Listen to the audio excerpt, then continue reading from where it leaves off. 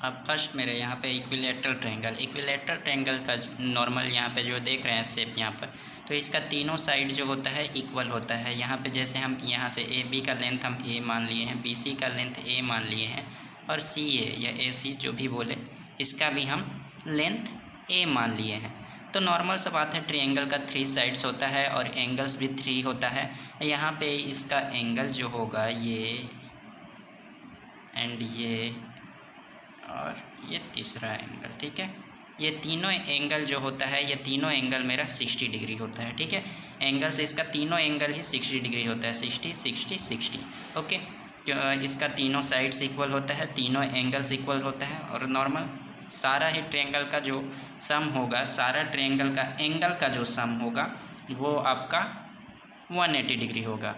अब यहाँ पे देखिए, जैसे यहाँ पे लिखा हुआ है, लिखे हैं हम कि let the length of one side of equilateral triangle भी ए। मान लिए कि एक तो साइड जो है ए है, मतलब तीनों साइड ही ए है, ठीक है।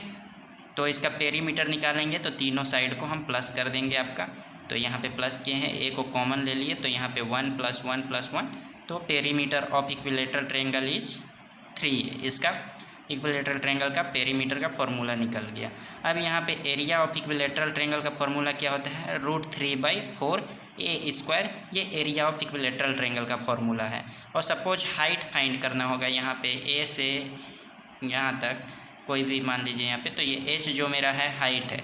तो हाइट फाइंड करने के लिए मेरा फॉर्मूला क्या होता है, height of equilateral triangle equals to √3/2a, ठीक है। अब ये था मेरा इक्विलेटरल ट्रायंगल का कॉन्सेप्ट। अब आइसोस्केलिस में देखते हैं। तो आइसोस्केलिस में 2 साइड्स इक्वल होता है एंड 1 साइड जो होता है वो डिफरेंट होता है, ठीक है।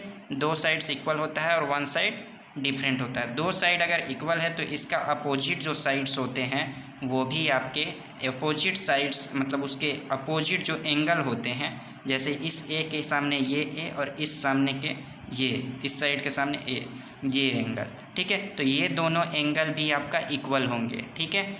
तो सम ऑफ यहाँ पे 2 sides are equal and 1 different, 2 angles are equal and 1 different, ठीक है। और sum of 3 angle of triangle 180 degree, ठीक है। पेरीमीटर ऑफ आइसोस्केलिस ट्रायंगल, तो 2 ठो a + b आपका हुआ, a + a + b, तो 2a + b, ठीक है। ये हो गया आपका पेरीमीटर ऑफ आइसोस्केलिस ट्रायंगल। अब attitude of the isosceles triangle, मतलब हाइट ऑफ आइसोस्केलिस। हाइट अगर फाइंड करना होगा आइसोस्केलिस ट्रायंगल का, तो उसका क्या फॉर्मूला आता है हाइट का, तो √a² - b²/4। अब फॉर्मूला जो है नॉर्मल यहाँ पे देख सकते हैं आप, यूजिंग बेस एंड हाइट। अगर बेस और हाइट सिर्फ दिया हो, ठीक है, बेस और ये हाइट दिया रहे h जो दिया हुआ है, तब अगर फाइंड करना होगा तो क्या करेंगे, area equals to ½ into base into height कर लेंगे, ठीक है। यूजिंग ऑल 3 साइड्स, अगर तीनों साइड्स यूज कर हमको फाइंड करना होगा तो ये करेंगे √a² - b²/4 इंटू b, ठीक है। और using the length of 2 sides and angle between them, ठीक है। जब 2 साइड्स का लेंथ दिया हो और एंगल बिटवीन देम, इस दोनों का बीच का, सपोज ये और ये आपका दिया हुआ है, साइड्स दिया हुआ है, ये ए और ये ए दिया हुआ है और ये एंगल दिया हुआ है, तो एट दैट टाइम हम फाइंड कर सकते हैं using the length of 2 sides. Suppose यहाँ पे ½ इंटू बी इंटू सी, मतलब यहाँ पे बी सी जो दिया गया, मतलब डिफरेंट आपको लेना है, एक तो ये और एक तो ये दिया हुआ है बी, तो ठीक है। तो इसका बीच का एंगल जो दिया है, तो यहाँ पे फाइंड कर सकते हैं, कोई भी 2 दे आप नॉर्मल फाइंड कर सकते हैं, वो भी देगा तो सही है, ठीक है। यूजिंग 2 एंगल्स, अब 2 ठो एंगल दे दिया है और लेंथ बिटवीन देम, ठीक है। 2 ठो एंगल दे दिया है और लेंथ बिटवीन देम अगर रहेगा, तब क्या करेंगे, इस दोनों का फॉर्मूला लगाएंगे, ½ into be using 2 angles and length between them.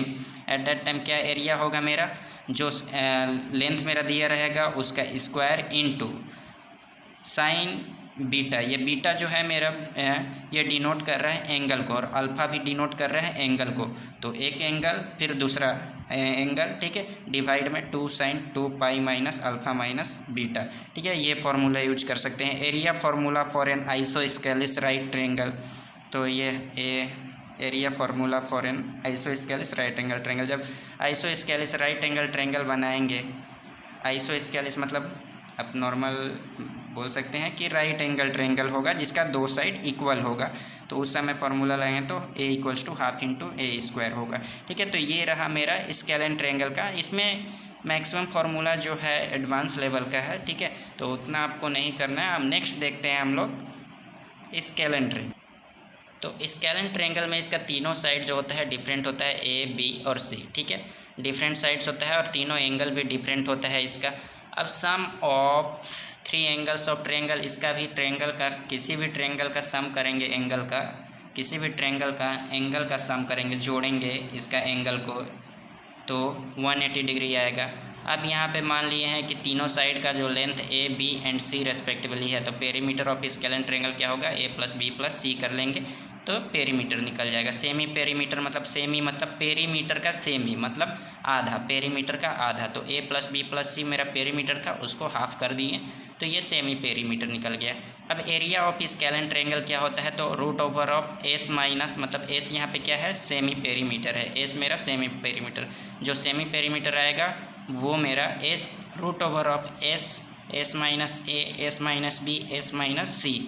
तो ये मेरा एरिया ऑफ स्केलेन ट्रायंगल है। और ये एरिया जो है, एरिया का फॉर्मूला यहाँ पे स्केलेन ट्रायंगल का जो फॉर्मूला है, ये सारा फॉर्मूला मतलब सारा ट्रायंगल पे यूज कर सकते हैं निकालने के लिए। सपोज दूसरा कोई फॉर्मूला याद नहीं है आपको, दे दिया है आइसोस्केलिस ट्रायंगल का दे दिया है, अब उसमें आपको फॉर्मूला याद नहीं है एरिया का, तो आप ये स्केलेन ट्रायंगल लगा कर यूज कर सकते हैं। ठीक है, और इस फार्मूला को हम लोग बोलते हैं Heron's formula applied for all triangle when 3 sides are given. ठीक है, तो ये रहा आज का हम लोग का, ये 3 ट्रायंगल सारे ट्रायंगल्स को कंप्लीट किया। अब आगे नेक्स्ट क्वेश्चंस कुछ करेंगे। ठीक है।